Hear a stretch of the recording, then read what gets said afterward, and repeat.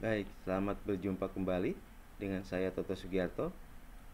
Kali ini kita akan membincangkan tentang Dewan Pers. Dewan Pers ini merupakan sebuah lembaga independen yang berfungsi untuk mengembangkan dan melindungi kehidupan pers di Indonesia. Jadi Dewan Pers ini memiliki misi untuk pengembangan dan perlindungan kehidupan pers di Indonesia.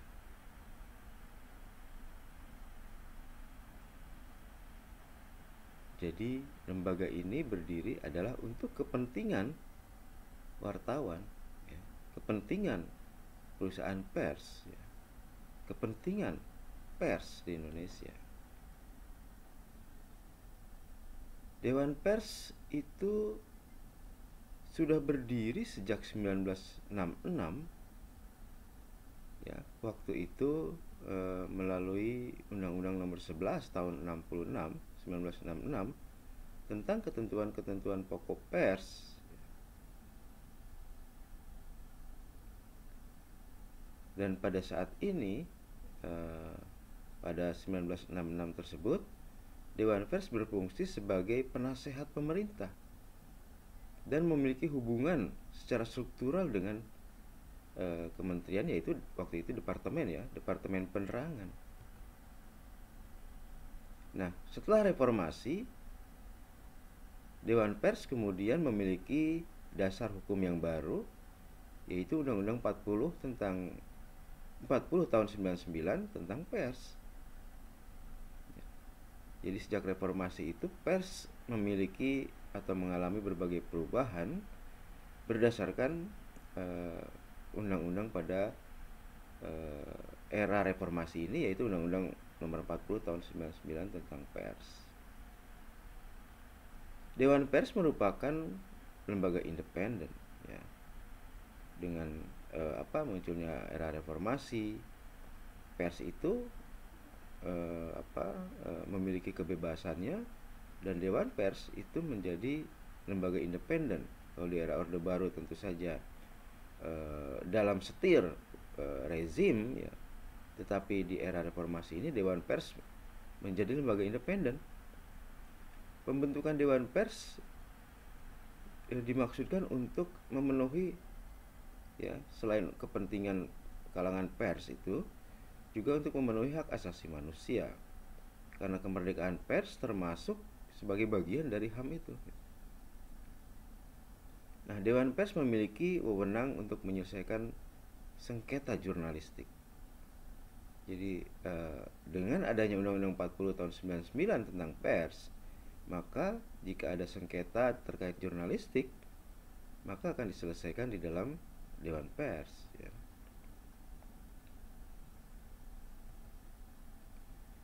Adapun fungsi dari Dewan Pers itu terdapat pada pasal 15, ya, atau pasal 15 ayat 2. Adapun fungsi Dewan Pers itu ada pada pasal 15 ayat 2 Undang-Undang Pers, ya. Di mana poin A mengatakan bahwa melindungi kemerdekaan pers dari campur tangan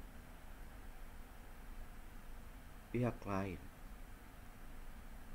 Jadi dengan undang-undang yang baru ini, sejak reformasi, maka kemerdekaan pers itu terjamin, dan tidak boleh ada campur tangan dari pihak lain.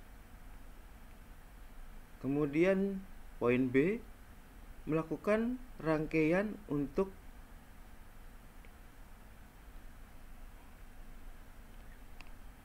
Poin B melakukan pengkajian untuk mengembangkan kehidupan pers, ya. Jadi dalam Dewan Pers juga ada bagian yang melakukan pengkajian, ya, pengembangan kehidupan pers.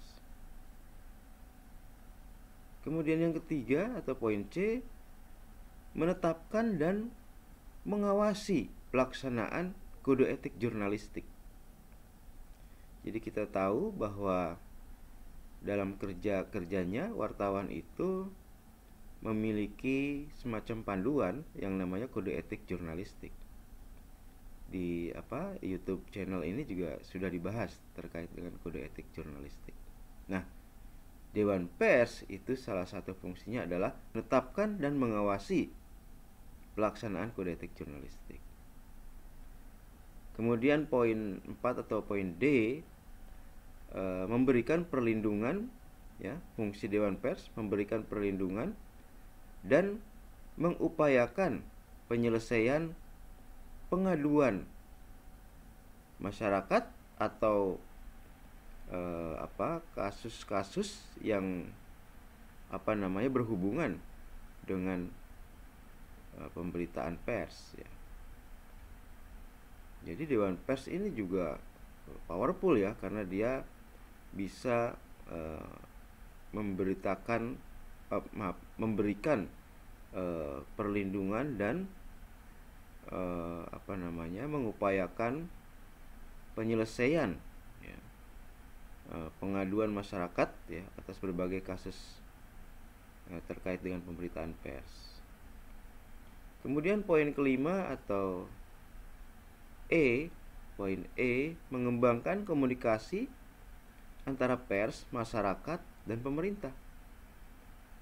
Ini fungsi seperti public relation atau seperti mirip-mirip lah seperti itu, dimana fungsinya adalah untuk komunikasi antara pers, masyarakat, dan pemerintah.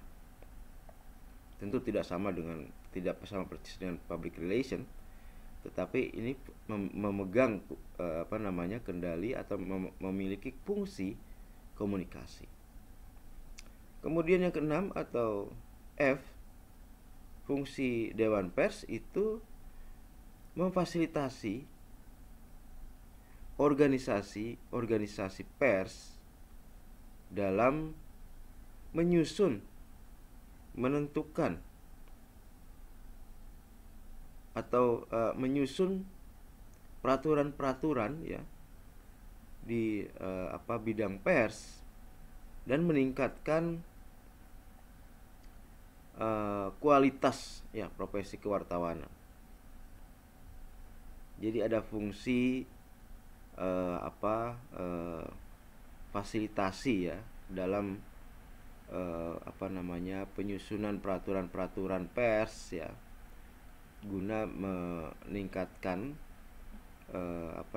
kualitas, ya, profesi kewartawanan, gitu.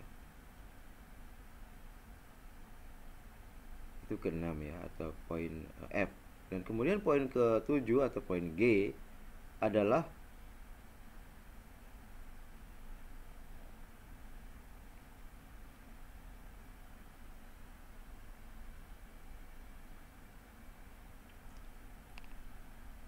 kemudian poin G atau poin ke-8 adalah mendata.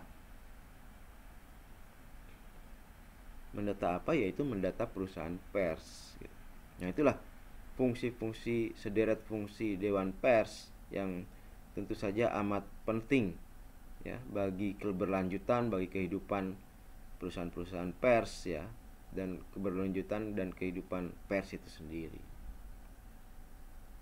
Nah, menurut pasal 19 ayat 2 Undang-Undang Pers ini, anggota Dewan Pers itu dipilih secara demokratis setiap 3 tahun sekali. Nah, kemudian anggota Dewan Pers ini terdiri atas apa saja? Yaitu wartawan yang dipilih oleh organisasi wartawan, kemudian pimpinan perusahaan pers yang dipilih oleh organisasi perusahaan pers, kemudian tokoh masyarakat, ahli di bidang pers dan atau komunikasi, dan bidang lainnya yang dipilih oleh organisasi wartawan dan organisasi perusahaan pers. Nah, itulah kira-kira sisi keanggotaan dari Dewan Pers, ya. Kemudian Dewan Pers ini juga terdiri dari komisi-komisi, ya. Yang pertama adalah Komisi Pengaduan Masyarakat dan penegakan etika pers. Kemudian yang kedua adalah Komisi Hukum dan Pemidanaan. Kemudian yang kedua adalah Komisi Hukum dan Perundang-undangan. Yang ketiga adalah Komisi Pendidikan dan Pelatihan. Dan yang keempat adalah Komisi